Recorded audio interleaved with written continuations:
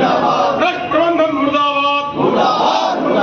अभी तो ये अंगड़ाई है, अभी तो ये अंगड़ाई है, याचना नहीं आवरण होगा, याचना नहीं आवरण होगा। इंकलाब जिंदाबाद, इंकलाब जिंदाबाद, भ्रष्ट प्रबंधन मुर्दाबाद। जो हिटलर की चाल चलेगा, जो हिटलर की चाल चलेगा, चाल दुरंगी नीत फिरंगी, चाल दुरंगी नीत फिरंगी, निजीकरण हो बर्बाद, भ्रष्ट प्रबंधन मुर्दाबाद, हमारी एकता जिंदाबाद, इंकलाब जिंदाबाद। भारत माता की, भारत माता की, भारत माता की। वंदे वंदे वंदे वंदे वंदे। भारत माता की, भारत माता की।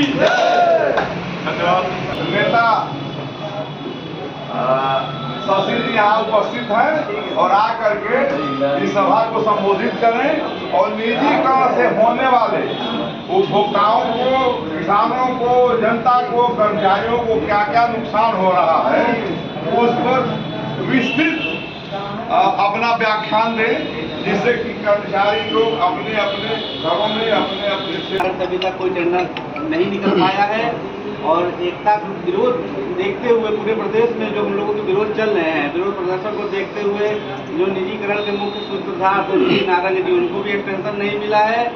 अभी वर्तमान में लखनऊ में कुछ गतिविधियां कम हुई है क्योंकि मुख्य सचिव जी छुट्टी पे चल रहे हैं। उनके ज्वाइन होने के बाद हो सकता है कि फिर से एक बार ये निजीकरण का भूत फिर से उभरेगा अभी कुछ दिन बाद, जैसे उनका छुट्टी खत्म होगा। तो हम लोगों को अपनी एकता बनाए रखनी है और अपने विरोध को धीरे धीरे तेज करना है। अभी जैसे कुछ सदस्यों ने कहा कि क्या प्रतिदिन यही करेंगे, कभी मंदिर पर भी चलते हैं, करते हैं, तो अभी देखते हैं, हम लोग बैठते बात करते हैं कि हफ्ते में एक दिन वहाँ का भी प्रोग्राम रखा जाए कि एक दिन वहाँ भी होता रहे, बाकी दिन तो जैसे आपसों में हो रहे हैं करते रहेंगे। इससे एक मैसेज, अच्छा मैसेज लखनऊ पहुँचता रहे कि नहीं भाई विरोध अभी चल रहा है इन लोगों का और निजीकरण में वो लोग हाथ ना डालें। बाकी हम लोग सब लोग जान ही रहे हैं कि निजीकरण से क्या फ़ायदे हैं, क्या नुकसान है। इस तरीके से हम लोग अपनी एकता बनाए रखें और प्रतिदिन विरोध अपना करते रहें। धन्यवाद। हम लोगों को अपनी एकता के लिए अपनी उपस्थिति अवश्य दर्ज करानी है। कम से कम इसके लिए हमें मैसेज देना जरूरी है कि हम अभी भी पीछे नहीं हटे हैं। हम अभी भी जब तक इसको आप वापस नहीं ले लेते हैं तब तक हमारा ये प्रदर्शन का फिर चलता रहेगा। साथियों, इस निजीकरण से केवल हमें ही नुकसान नहीं है, हम भी घर जाएंगे, अपने घर जाएंगे जब सेवामुक्त होंगे, तब सेवानिवृत्ति के पश्चात। इसके बाद फिर हमें अपने उसी समाज में रहना है और वही पूंजी इस्तेमाल करनी है जो कि हमारी इस लड़ाई को न लड़े जाने के कारण बढ़े हुए रेटों का भुगतान करना होगा। तो साथियों, इसमें हम ही नहीं, हमारे जो उपभोक्तागण हैं वे भी परेशान होंगे।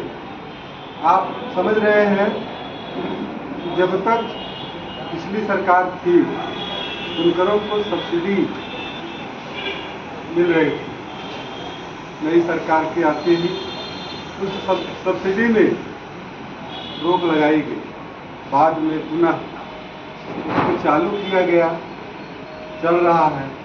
तो साथियों, इस तरह की सब्सिडियां जो है जब प्राइवेट में चला जाएगा, हमारे किसान हैं, जो अन्नदाता हैं, हमारे बुनकर हैं, जो वस्त्र का जो बातें हैं वो रखनी है और उसका माध्यम और तरीका यही है कि एकता बनाकर और उनके सामने प्रदर्शन करना। आज मैं एक निदान प्रताप गढ़िका की शेर सुन रहा था, मुझे कुछ अच्छी उसमें बात लगी, तो उनके शब्दों को मैंने, यह वक्त की अब ज़रूरत समझ लो, बिन लड़े अब गुजारा नहीं। वक्त की अब ज़रूरत समझ लो, बिन लड़े अब गुजारा नहीं है। ना कोई रहनुमा, ना हुकूमत कोई भी अब तुम्हारा नहीं है। सरे आम नीलाम यारों जिसके रोजी की हो, सरे आम नीलाम यारों जिसकी रोजी की हो रही हो, हम ऐसे ही रह जाएं चुप, ये तो खुदा को भी गवारा नहीं। वक्त की है जरूरत समझ लो, बिन लड़े यारो गुजारा नहीं। तुम लड़ो और लड़कर बढ़ो, तुम लड़ो और लड़कर आगे बढ़ो, वरना तकदीर बिगड़ी मिलेगी। तुम लड़ो और लड़कर आगे बढ़ो, वरना तकदीर बिगड़ी मिलेगी। अब सरफरोशी शहादत से बढ़कर दूसरा कोई चारा नहीं है। हर तरफ जुर्म की साजिशें हैं, इनसे बचने की गर ख्वाहिशें हैं। सिर्फ संघर्ष ही सहारा है और कोई सहारा नहीं है। वक्त की जरूरत समझ लो,